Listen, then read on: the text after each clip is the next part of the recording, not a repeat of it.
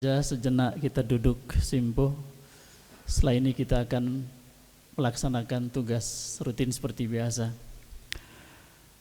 Kepada saya dimintakan untuk membahas singkat manajemen diri dan ruhani menyambut dahsyatnya Ramadan sebagai wujud mahabbah kepada Allah. Mahabbah, hadirin berbahagia, sumbernya adalah dari Al-Quran surat Ali Imran 31. A'udzubillahi minasyaitonirrajim. Qul in kuntum tuhibbunallah fattabi'uni yuhibbukumullah. Sebetulnya cinta Allah sudah tidak usah dipertanyakan lagi. Cinta Allah mah sudah pasti. Matak Dia menciptakan kita, menjaga kita, memberi iman dalam hati kita, itu wujud mahabbahnya Allah pada kita. Jadi kehidupan ini segala macam itulah. Nah sekarang apakah mahabbah Allah itu kita balas dengan mahabbah juga atau tidak? Hadirin yang berbahagia, kata mahabbah kemudian tampil, baru dia menjadi ramai diperbincangkan di dunia sufistik ketika diangkat oleh Rabi'ah Adawiyah, seorang ahli sufi, wanita yang luar biasa yang hidup di tahun 96 Hijriah sampai 185 Hijriah. 80 lebih usia beliau, tapi di ujung hayat hidupnya luar biasa. Dia yang memperkenalkan cinta itu. Cinta, bagaimana kita membangun kecintaan kita kepada Allah Subhanahu wa taala. Juknisnya jelas. Qul in kuntum tuhibbunallah, kalau kalian mencintai Allah, fattabi'uni, gampang ikut saja cara Rasul dari A sampai Z. Rasul yang mulia diturunkan jadi contoh bagi kita. Laqad kana lakum fi rasulillahi uswatun hasanah, Al-Ahzab 21. Ikuti saja apa yang dilakukan Rasul, kita lakukan yang syar'i, yang harus dicontoh. Maka itu sudah wujud cinta sebetulnya. Maka Allah menjamin yuhibbukumullah, Allah akan senantiasa menambah kecintaannya kepada kalian. Hadirin berbahagia, apa sih esensinya mahabbah? Mahabbah esensinya menurut Rabi'ah Adawiyah. Kenapa beliau berani menyebutkan mahabbah? Sebab adanya pengen selalu dekat, dan kalau sudah pengen dekat ada kerinduan kalau tidak bersama. Jadi ada dua kata kuncinya. Taqarrub, dekat, dan syauk. Syauk itu rindu selalu kepada Allah. Rindu bacaan kalamnya, rindu menghadap kepadanya. Kalau sudah selesai sholat, pengen lagi sholat, rindu gitu. Gak mau berpisah seolah-olah. Itu yang kata Al-Ghazali. Hadirin berbahagia, ketika beliau memberi komentar tentang satu ayat dalam Quran, bahwa urutan orang itu katanya wa may yuti'illah war rasul faulaika ma'alladzina an'amallahu minan nabiyyin was-siddiqin wasyuhada was-salihin. Ada 4 tingkatannya, para nabi, siddiqin, syuhada, dan salihin. Salihin inilah kapling kita, orang-orang soleh. Al-Ghazali menyebut soleh itu baru nomor 2, sebab soleh yang paling tinggi pada saat dia menjadi arif. Nah arif inilah yang oleh Rabi'ah Adawiyah ditafsirkan sebagai orang yang sangat mencintai Allah Subhanahu wa taala. Karena cintanya dia berkorban apa saja yang dimilikinya untuk Allah Subhanahu wa taala. Bapak sekalian, kita pernah ke Masjid Nabawi, ini selalu saya ucapkan. Di belakang makam Rasul itu ada tempat space yang agak tinggi tempatnya. Disitulah tempat ahlus sufah. Orang yang sudah meninggalkan kehidupan dunianya, dia hanya ambil bajunya satu yang nempel di badan, tidak dia ambil hartanya, dia tinggalkan rumahnya, diserahkan kepada Allah Subhanahu wa taala melalui Rasulullah sallallahu alaihi wasallam. Beliau tinggal di situ. Dalam haqqat tawakul yang sebenarnya menurut imannya kepada Allah Subhanahu wa taala. Jadi kembali esensinya kenapa mahabbah menurut Rabi'ah Adawiyah, karena selalu beliau merasakan adanya pengen dekat dengan Allah. Selalu begitu selesai sholat seperti jauh lagi dengan Allah. Begitu selesai sholat seperti jauh lagi dengan Allah, pengen lagi sholat, sehingga tidak berhenti dia sholat. Tidak berhenti dia sholat. Kenapa? Karena kerinduan yang luar biasa. Dia tanggalkan dunianya, dia tanggalkan urusan-urusan kebutuhan fisiknya untuk agar berdekatan dengan Allah, taqarrub, kemudian rindunya terbayarkan. Hadirin berbahagia, besok Allah akan hadir, sekarang juga hadir bersama kita. Tapi Allah rahmatnya akan turun sepanjang hari di bulan suci Ramadan. 12 hari lagi akan datang menghampiri kita. Pak, kalau kita sholat sehari semalam 5 kali, betul ya? Barangkali ada yang lebih di sini Pak yang wajib? Wajahnya wajah 5 kali sholat nih. Oke, rata-rata dihitung berapa lah? 10 menit. 10 menit cukup Pak? Sholat zuhur cukup ya 10 menit. Berarti kalau 50 menit, tambah dengan zikir 1 jam. 1 jam dengan salat, kita bisa dekat bersama Allah. Zakat setahun sekali hanya 5 menit. Bapak mengeluarkan zakat cukup 5 menit, setahun sekali bersama Allah. Betul Pak ya? Salat 1 jam sehari. 1 jam sehari, 24 jam. Nah nanti Ramadan, nah ini Ramadan yang luar biasa. Kita 13 jam bersama Allah. 13 jam. Jadi kalau ingin mendekatkan diri kepada Allah taqarrub dan menghilangkan rindu kita, berbahagialah Ramadan. Begitu kita saum Ramadan, begitu kita datang azan subuh, tanda kita mulai saum di bulan Ramadan, kita akan bersama Allah dalam saum kita, sama seperti kita dalam keadaan sholat, sampai azan maghrib ketika kita harus berbuka.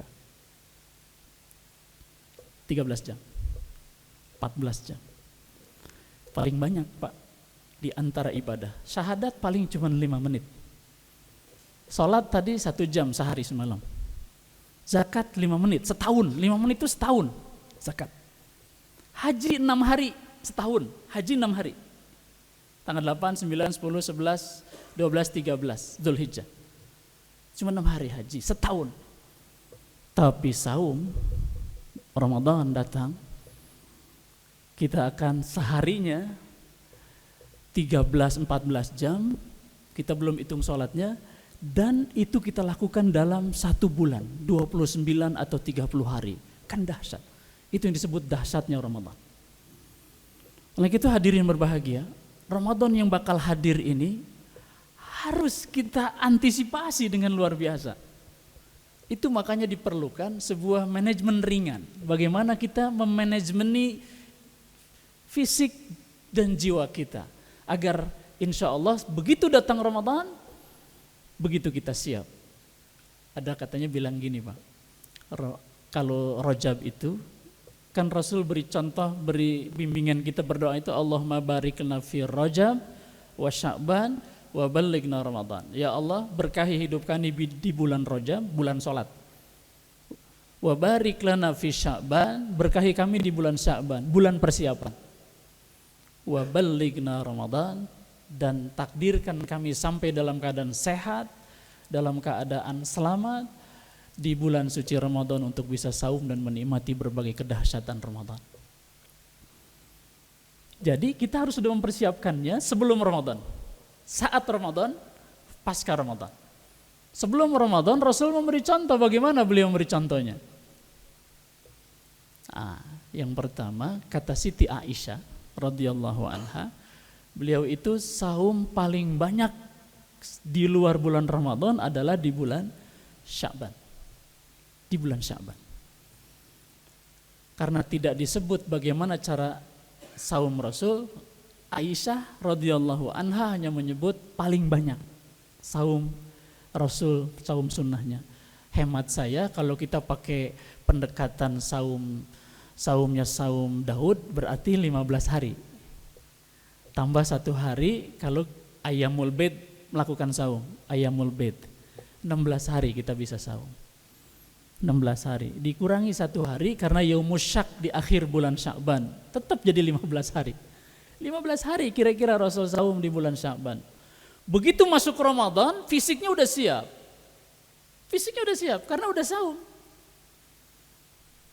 Tidak seperti kebanyakan kita, begitu Ramadan datang karena baru udah lama, aduh udah setahun nih baru saum lagi nih, kira-kira begitu. Begitu saum hari pertama kan udah liur-liur dikit, betul nggak Pak? Pusing-pusing dikit, ini aduh laparnya nggak kuat gitu ya, udah mulai minta keluar dari kantor tuh lebih awal. Kita di Telkom jam berapa Pak? Jam 4 saja. Maka dia yang aduh aku pusing-pusing dikit nih, maklum mulai puasa, kata dia begitu kan. Jadi gimana maksudnya? Aku pulang jam 2 saja. jam 2. Hari itu hari pertama, dia pusing.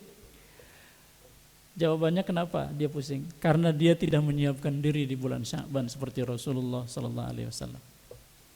Yang kedua, Rasul mempersiapkan diri dengan salat malamnya di bulan Sya'ban, dahsyat luar biasa. Tidak ada salat tahajud Rasul sallallahu alaihi wasallam diceritakan oleh Siti Aisyah radhiyallahu anha kecuali saat malam-malam di bulan Sya'ban, terutama di pertengahan malam Sya'ban.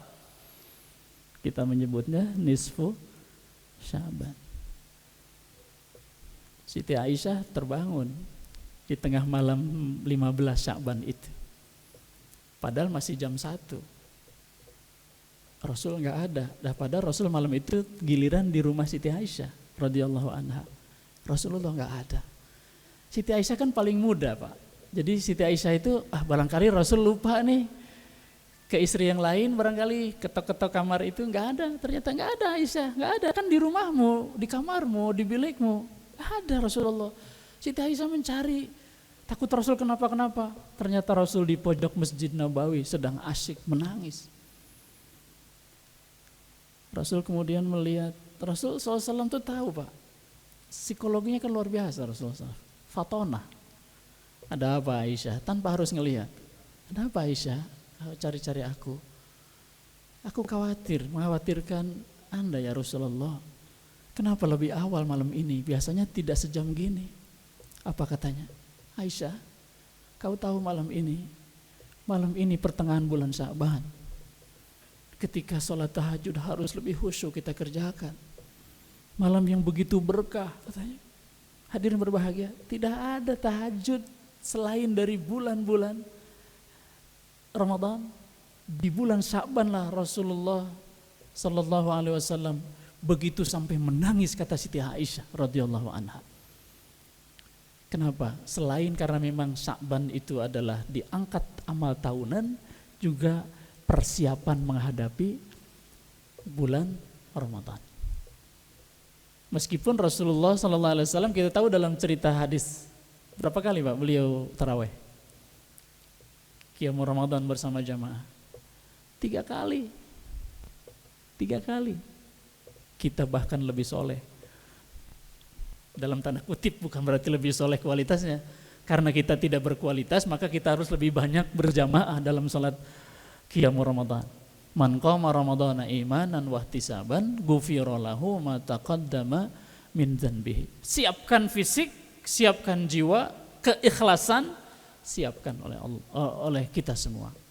Selain itu mungkin materi disiapkan. Jangan sampai nanti pas giliran Ramadan pergiannya jauh-jauh.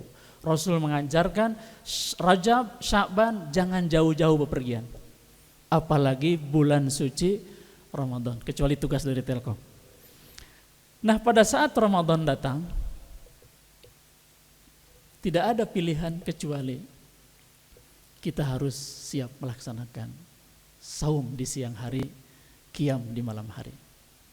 Kita enggak ceritakan salat as-salawatul khams, 5 kali salat wajib kita. Yang kita ceritakan adalah saum di siang hari wajib dan malamnya salat tarawih, salat qiyamul Ramadan. Hadirin berbahagia, sampai Rasul mengatakan man qoma Ramadan, man soma wa qoma Ramadana imanan wahtisaban ghufira lahu ma taqaddama min dzanbihi. Kalau bapak-bapak saya enggak usah harus tanya punya hutang berapa saum. Karena enggak ada kesempatan berhutang, kan kita, bener enggak Pak? Halo? Kata Allah dalam Quran surat ayat-ayat tentang saum, ayyaman ma'dudat faman kana minkum maridan aw ala safarin fa iddatum min ayyamin ukhur. Kalau sakit atau bepergian. Berarti menurut Quran boleh bepergian loh. Tapi bepergian itu membuat kita boleh berbuka. Dijawab lagi sama ujung ayat itu. Wa antasumu khairul lakum in kuntum ta'lamun. Saum itu lebih baik daripada tidak saum. Berarti mendingan jangan bepergian di bulan suci Ramadan. Imam Asy-Syafi'i bilang, sebaiknya kalau bepergian juga Ramadan, di siang hari, tahanlah dulu sampai betul-betul kalian tidak mampu bertahan. Kalau tidak mampu bertahan, baru fa'aftara, baru berbuka. Setelah berbuka, ingat hari itu, nanti ganti dengan hari yang akan datang. Menurut kita, berdasarkan ayat tadi, kita berbuka di bulan Ramadan karena bepergian, itu beda dengan saum yang kita kerjakan nanti pada saat kita harus mengkodoknya. Tetap beda. Karena itu sebaiknya tidak bepergian jauh. Kalau bepergian janganlah cepat-cepat berbuka. Memang Ibnu Abbas, Ibnu Mas'ud mengatakan sebaiknya kalau bepergian ambillah rukhsah itu. Kalau tidak ngambil tanda kalian sombong. Imam Asy-Syafi'i bilang enggak begitu. Berangkat dulu aja, nanti kalau enggak kuat baru, kalau kalian kuat antasumu khairul lakum. Puasa, saum lebih baik daripada berbuka. Mengapa Pak? Ada satu hadis yang bilang gini, ini membuat saya takut luar biasa. Kata Rasul, sekali kalian tidak saum tanpa uzur di bulan Ramadan, satu hari tidak saum di bulan Ramadan, maka tidak ada hari sampai hari kiamat yang bisa mengganti hari itu. Kebayang gak Pak? Gak bisa diqadha, gak bisa diganti, gak bisa. Na'udzubillahi min dzalik. Tapi saya kira ini wajah-wajahnya, ini wajah-wajah yang masa lalunya ini tertib Pak ya, saumnya ya. Kan ada yang kalau di kampung-kampung sebelah itu ada yang masa muda itu saum pura-pura, gak pernah puasa, masih muda, SMA saja masih suka tidak puasa gitu, tidak saum. Kelihatannya wajahnya wajah saum semua ini. Artinya gak punya dosa besar terhadap saum. Sebab kalau saum ditinggalkan itu dosa besar masa lalu ya Pak ya. Dan jalannya adalah hanya taubat. Taubat itu antara lain awalnya adalah harus saum. Taubatnya adalah harus saum. Jadi kerjakan itu. Yang kedua, hadirin berbahagia, saum Ramadan itu obat bagi fisik kita. Obat bagi fisik kita. Gak usah angkat tangan, tapi kelihatan dari wajah kalau ada orang yang sudah terkena penyakit gula. Ada penyakit gula Pak? Kalau pernah kena penyakit gula, itu berarti dia sudah mulai metabolisme tubuhnya terganggu. Obatnya adalah saum. Obatnya adalah puasa Ramadan. Kalau kalian saum sebulan Ramadan, maka potensi penyakit gula 1 tahun itu bakal hilang. Karena kalian akan mulai di bulan Syawal itu suasana baru tanpa timbunan glikogen, tanpa ada timbunan potensi penyakit gula dalam diri kalian. Insya Allah kalian bakal sehat. Tapi kalau kalian tidak saum, kalian tidak dapat obat gratis di bulan Ramadan. Sudah mah obat gratis untuk kesehatan, dapat keridhaan, dapat kemuliaan, dapat rahmat, dapat barokah, dapat ampunan, dahsyat luar biasa Pak. Subhanallah. Nah, pasca Ramadan ini yang terakhir, tahan sholat malamnya. Lakukan terus sholat malamnya dan saumnya tidak boleh ditinggal. Karena itu jalannya untuk kita jadi sehat dan bahagia ke depan.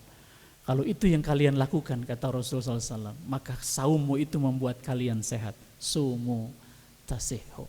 Jadi bagaimana caranya Bapak sekalian berbahagia? Mari kita atur fisik kita. Nanti dengan Ramadan yang akan datang ini, dengan Ramadan yang akan kita kerjakan, maka insya Allah fisik kita bakal semakin segar. Metabolisme tubuh kita akan terkoreksi dengan baik. Itu yang disebut dosa. Menurut saya dosa kita selama ini dosa makan.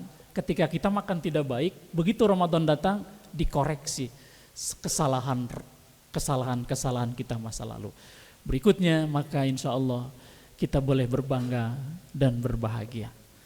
Insya Allah ketakwaan kita bakal bertambah sebab tujuannya adalah la'allakum tattaqun. Pak, intinya adalah lakukan saum sami'na wa ata'na. Kemudian yang kedua, lakukan dengan bekal mahabbah, sehingga kemudian kita selalu rindu kepada Allah, selalu ingin dekat Allah. Saum adalah saat kita dekat dengan Allah Subhanahu wa taala. Saum adalah saat kita sedang mencairkan kerinduan kita kepada Allah Subhanahu wa taala. Bila kita melakukan dengan mahabbah, maka akan terjadi indah.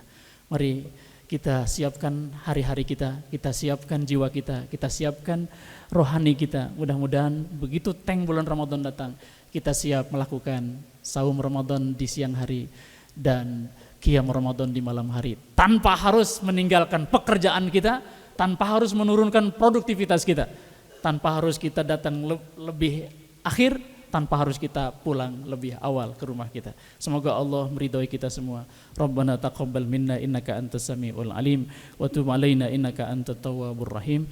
Rabbana atina fid dunya hasanah wa fil akhirati hasanah wa qina azabannar. Wadkhilna jannata ma'al abrar ya aziz ghafar. Allahumma barik lana fi baqiyah sya'ban wa ballighna ramadan.